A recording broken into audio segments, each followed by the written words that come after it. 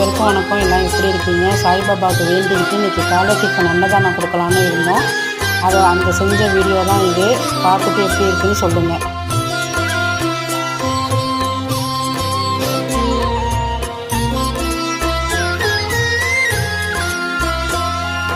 பிணியாவும் தீர்க்கும் சாயிபாபா, பிழையாவும் நீக்கும் சாயிபாபா, கனிவோடு பார்க்கும் சாயிபாபா, கருணாகரனே சாயிபாபா.